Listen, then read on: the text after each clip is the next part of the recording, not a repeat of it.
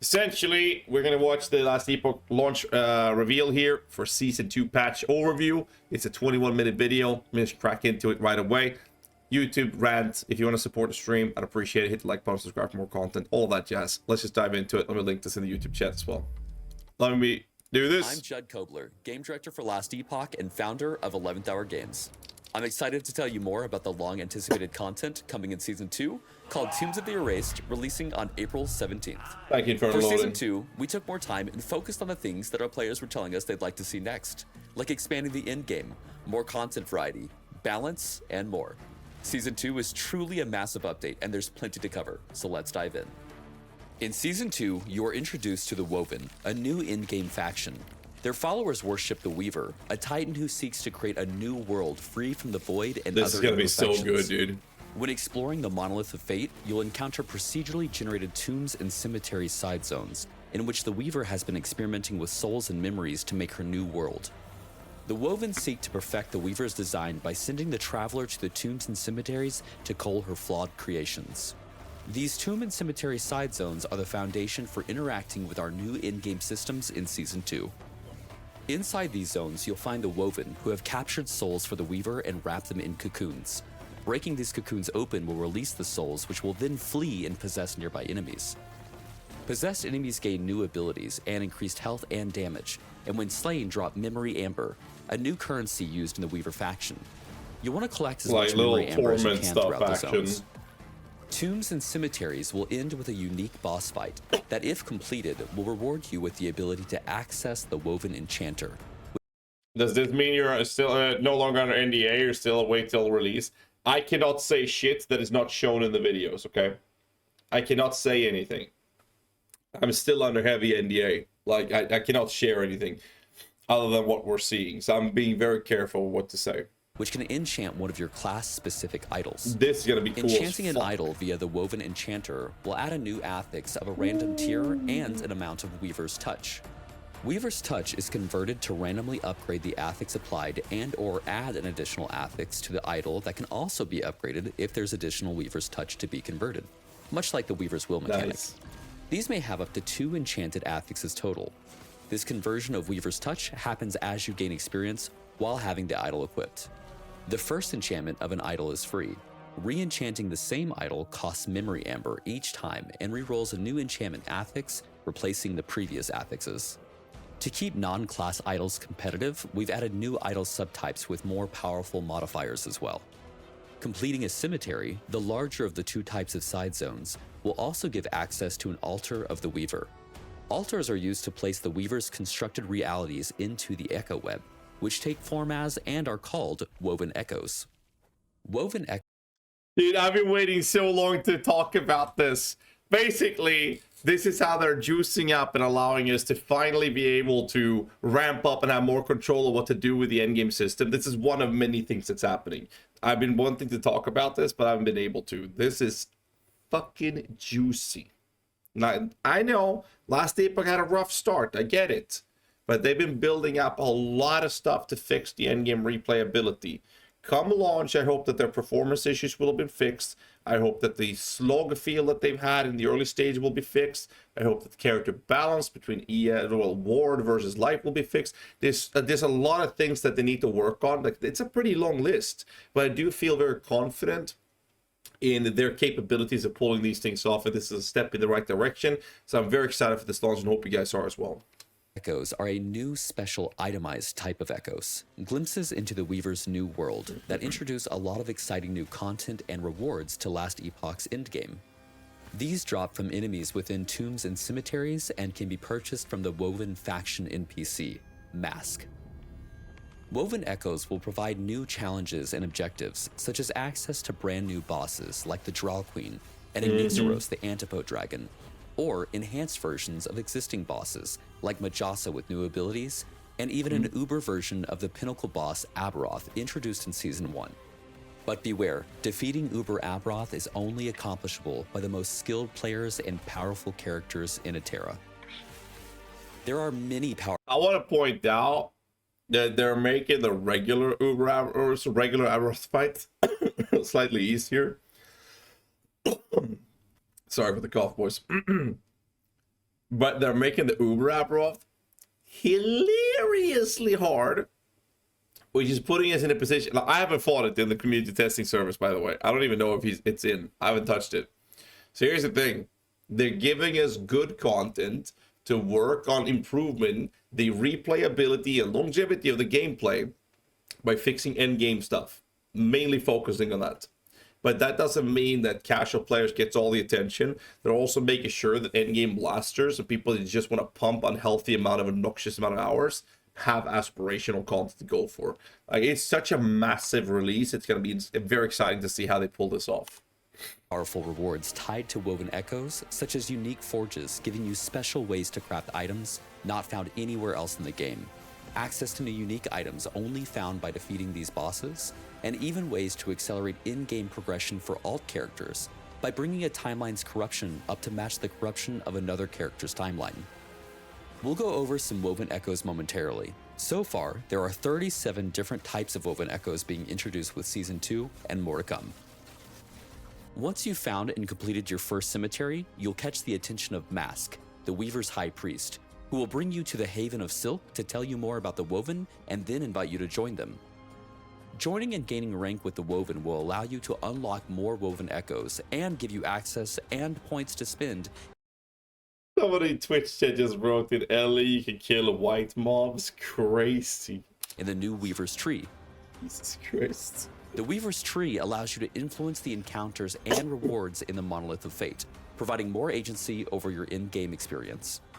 Some options include having a chance for Arena Echoes to be replaced with Super Arena Echoes, which contain champion enemies, or having items with Weaver's Will be rolled twice and keeping the higher value of the two, or sometimes letting a Shade of Orbis ambush you in your echoes for additional drops and challenge.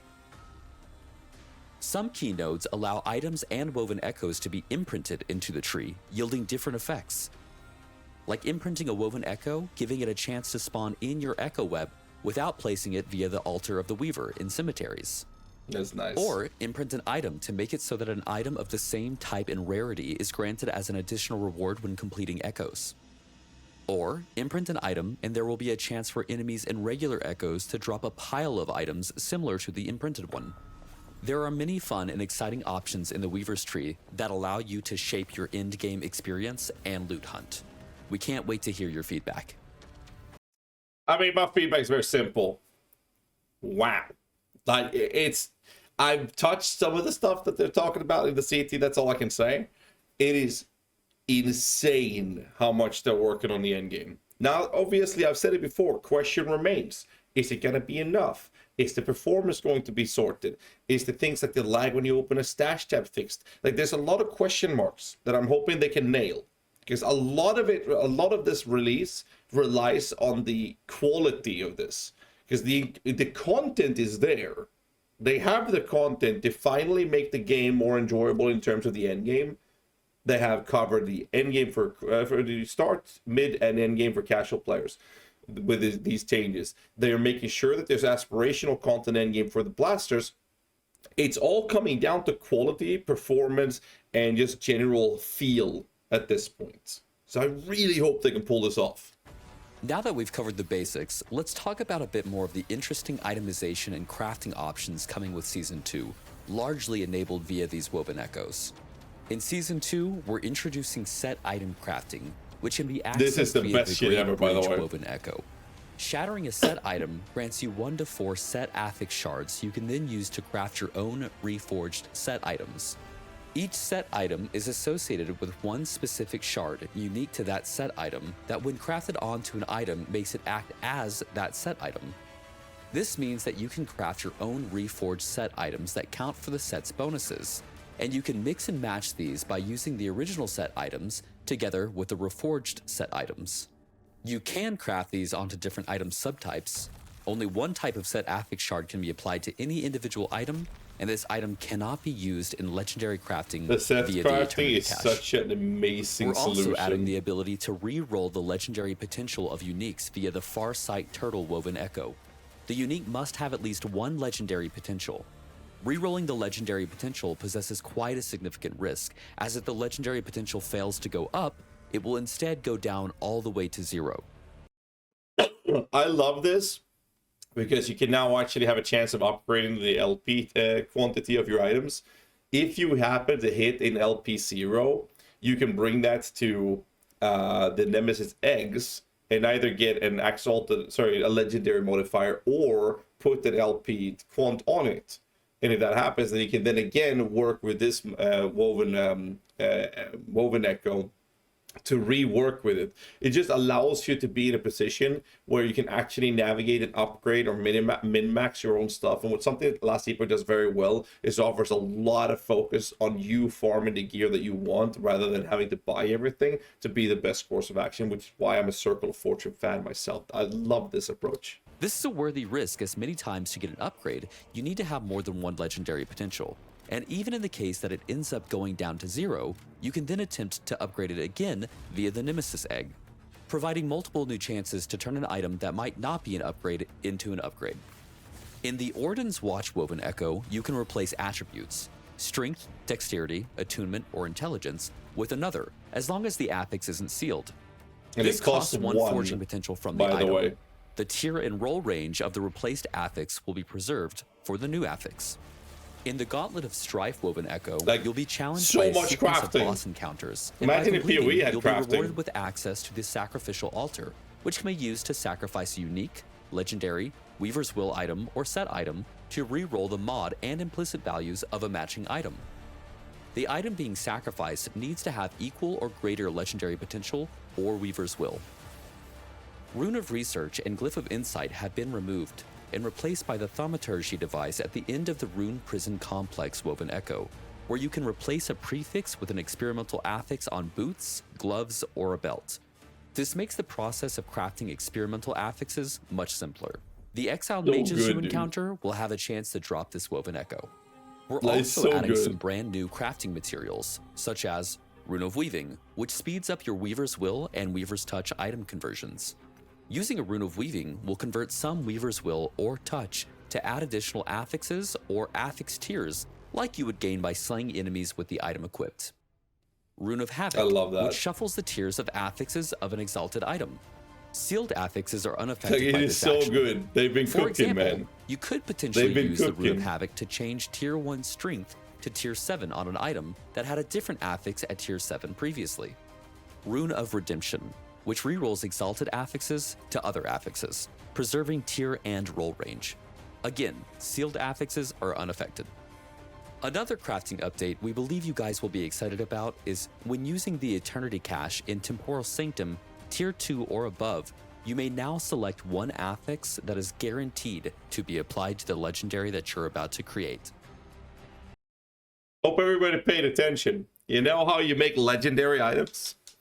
You get an LP1, LP2, you want to put like at least one good mod on it, and sometimes you hit 2 of the bad ones. Now your item's not fucked. It guarantees you one of the mods, and you won't have to RNG the rest of it, which is fucking insane. Season 2 brings an additional challenge for players with newly introduced champion enemies that spawn in the campaign, monolith, and dungeon. Champions are powerful versions of enemies with additional and altered abilities that spawn with 3 additional random modifiers, including 1 champion mod.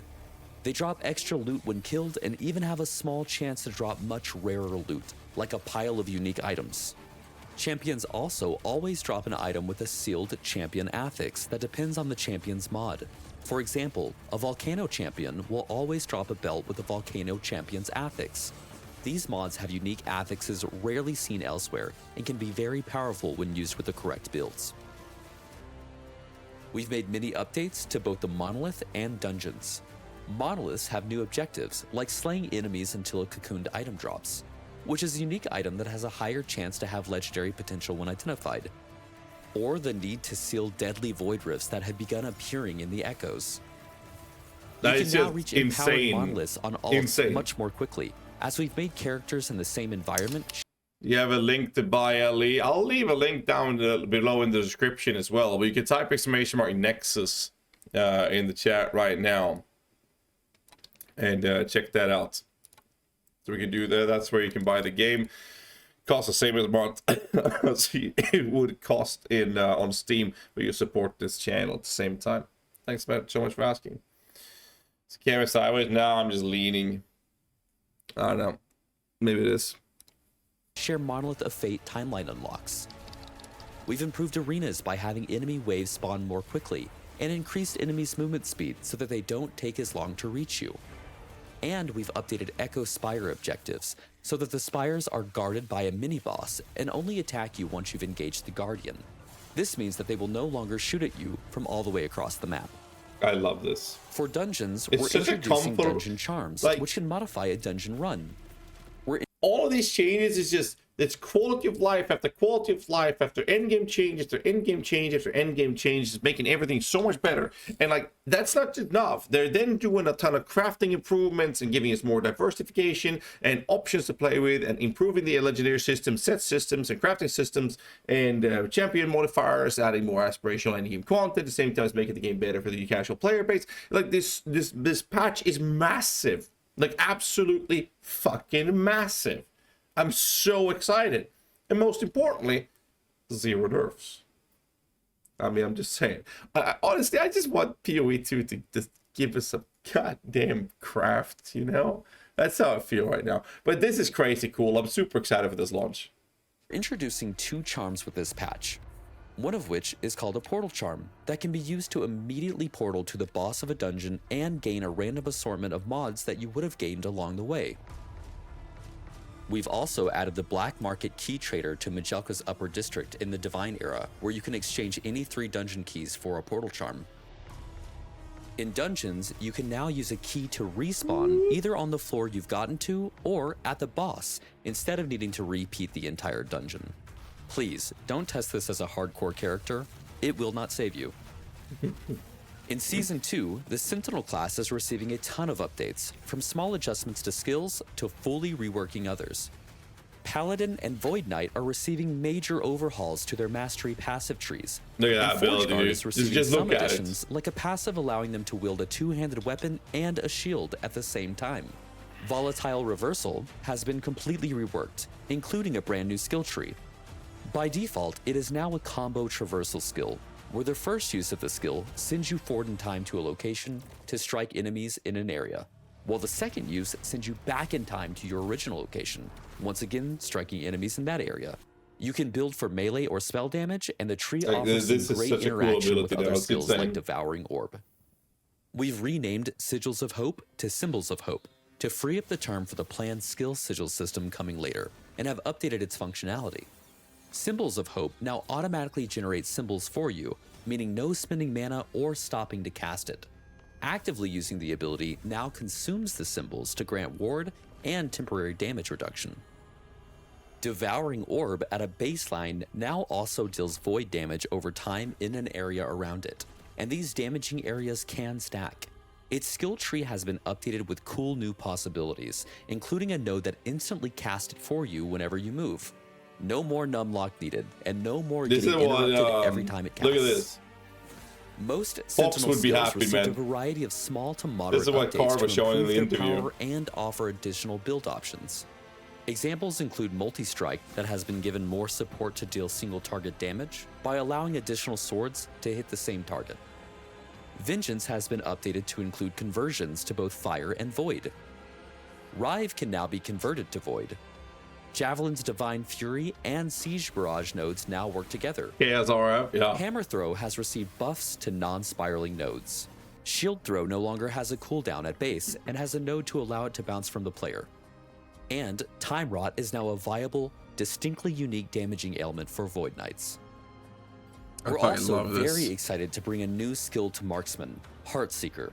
Heartseeker shoots a single target arrow that seeks a nearby targeted enemy and has a chance to Heartseeker, I think, will be a fan favorite. We're going to keep playing PoE2 right after finishing watching this video, guys.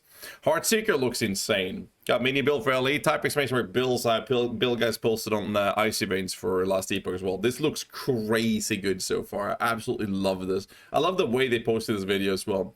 But yeah, we'll be back in PoE2 right after this video. recurve, meaning it pierces and comes back to hit the target again. When building for Heartseeker, you'll likely want to increase the recurve chance, allowing it to pierce and hit the same Carr enemy was going many through this in times. detail If during the our target is interview. destroyed, and Heartseeker would have recurved, it will instead seek another nearby target. Heartseeker's skill tree gives options to be converted to fire and cold, has lots of support for poison and bleed, can be used as utility to generate mana and different shrouds, and even to provide global buffs granting added throwing and spell damage. You can also remove the base functionality where Heartseeker seeks a new target after slaying the first, and instead turn those leftover recurves into puncture skill procs that fire towards nearby enemies. It's so cool, Heartseeker requires 30 points in the marksman tree, and Hail of Arrows has been moved to the 35-point skill unlock slot. Absolutely Season insane. 2 is bringing quite a lot of balance changes. True. Health builds are generally more effective as there is much more access to health modifiers across the game. Health affixes and health regeneration have been buffed, and health granted per level has been increased.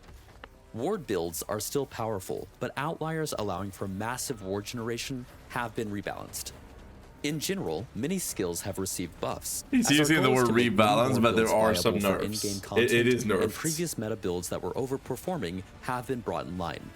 Skills such as Black Hole, Elemental Nova, Tornado, Flurry, and Shurikens have had their damage effectiveness increased.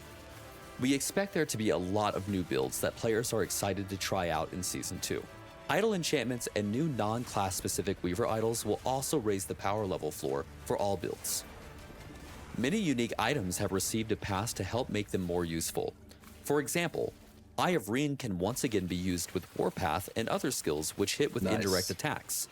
Boulder's Wrath can proc Earthquake twice as much as before, and Stormbreaker can now gain Storm stacks instead of a small chance to cast Lightning Strike. We've also applied some quality of life updates to multiple skills, like Warcry's Berserk lasting 50% longer. Dreadshade no longer has a duration. You can hold 3 black arrows from Dark Quiver at once. And we've increased the amount of shortcutting you can do with movement skills by increasing the distance you can travel with them over gaps. Increased mobility, by the way. Less baseline in Season 2, but there will be more scenarios where you'll be excited to find them, and you can also increase their spawn rate via the Weaver tree. In Season 2, we're introducing 25 new unique W items. after W this after W. 8 new Weaver's Will uniques I love it. and 4 early backer uniques.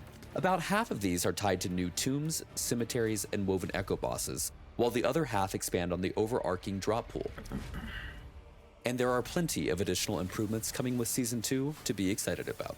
Oh yeah. You can now respec your mastery for gold in the end of time. The cost of respecializing your mastery is a lot cheaper in the lower to mid levels, so it's easier to experiment, but it increases as your character level goes up.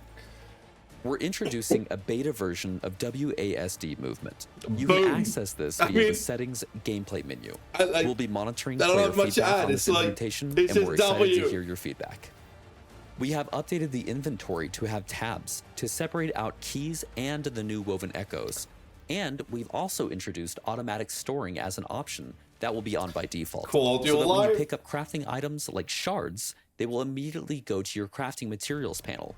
Both of these updates make inventory management much nicer and needing to be dealt with much less frequently. For Gamepad, we have completely reworked skill targeting, which improves every single skill and skill mutation, making targeting and using abilities more intuitive and responsive. We can also now make updates to individual skills targeting much more easily, so we'll be looking for your feedback and improving these even further. There are a ton of additional updates and fixes in Season 2, and we invite you to read the full patch notes on our forum. Along with all these incredible updates coming in Season 2, we're excited to announce a new batch of supporter packs known as the Woven series. Each of these 4 supporter packs offers new and unique ways to customize your appearance, and the team has cooked up some pretty amazing offerings. Starting with the Woven Traveler pack. We really wanted our entry-level pack to have some pretty awesome stuff. And what better way to travel through Atera than with your own capybara pet? That's right, it wasn't an April Fool's joke. How much time before we continue viewing? You will also score 2 new weapon cosmetics, a backslot cosmetic, and all new color arrangements for your evade skill. That's right. With Season 2, by the way, they have their first skill MTXs now in the in-game store. And that's going to be on Twitch drops as well, and gift a sub for stuff as well. To start, you get all of the cosmetics from the Woven Traveler, and then, to kick off the Templar pack, we start with a full cosmetic armor set known as the Bronze Scale Plate. But the fire doesn't stop there. You're also getting Yoshok's Destroyer, a massive 2-handed hammer cosmetic, a new portal skin, another fiery evade cosmetic, and the first look at the Fire Footprint cosmetic, and an additional 100 Epoch points to use in the in-game cosmetic shop. Up next, and second tier in the Woven series, is the Woven Vanquisher Supporter Pack, and this pack is charged and ready. As with the previous tiers, the Woven Vanquisher Supporter Pack also includes all cosmetic items from the Woven Templar and Woven Traveler packs. This is so Kicking good, off dude. the I Woven love Vanquishers this. pack, players will I harness gotta the get this power of the pack, storm man. with the Thunderfang cosmetic armor set. You'll also receive the Tempest Gate Portal, Storm Drake Wings back attachment, Storm Dragon Staff, Storm Walker Evade effect, and Lightning Footprints. And finally, if you're looking to get everything the Woven series of supporter packs has to offer, then the top tier Woven Legends supporter pack is the one for you. Harnessing the visual prowess of the Weaver herself, don the Shroud of Woven Disciple cosmetic armor set. Be sure to bring along your faithful companion, the Look at Thread that. Strider This pet. is so cool. You will also receive 4 unique Evade cosmetics and the Weaver Footprints visual effect. It's so The good, Woven man. Legends supporter pack also includes all of the cosmetic offerings from the Woven Vanquisher, Woven Templar, and Woven Traveler supporter packs. This really is the Get Everything pack. Yeah. We're also adding many more items you can purchase with Epoch points in the store, including those awesome new skill cosmetic effects. That's not bad. We sincerely appreciate your support and hope you enjoy Last Epoch Season 2. Thank you for your patience, as this one took a bit longer to get out, but we hope that the wait was worth it, and we'll aim to be delivering seasonal patches more quickly going forward. We get some Thank you for your W's in support, chat, and we'll boys. see you in Terra for the launch of Tombs of the Erased on April I want to see some 17th. W's in chat right now, boys. This is... Like, honestly, I've said this before multiple times over. It's just... Oh, man. I've said it several times. They're cooking. I just hope performance is not going to be an issue. I hope these things that they've introduced is going to have be well received. I'm just massively excited for this. It is absolutely crazy how good this is going to be. I hope you guys will enjoy this. I'm super excited. If you guys haven't tried this game out, you can actually check out the link in the pinned message. I'll leave a link there to my Nexus store. You can buy the game there if you want to support the channel at the same time. It costs the same amount as you will buy it on Steam. You have it in exclamation Nexus for those of you watching on Twitch right now. I said it several times. They're cooking so fucking hard with this. I just really hope they will nail all the performance-related questions that's been concerning for the game in the previous releases. It's going to be crazy. By the way, I'll stream this on launch on the 17th. And they have Twitch drops enabled for Skill MTX. They have a support a creator stuff where you can gift a sub on a Twitch stream. Or, you know, my stream if you want to support this channel. And you'll actually get some MTXs from that as well for skills, which is the first time they'll actually do that. Anyways, I don't want to waste people's time with this. So I'm going to say thanks for watching. For those of you who watched all the way through this, hit like button, subscribe for more content. And I'll catch you guys in the next one. Till then, stay safe. Keep rocking.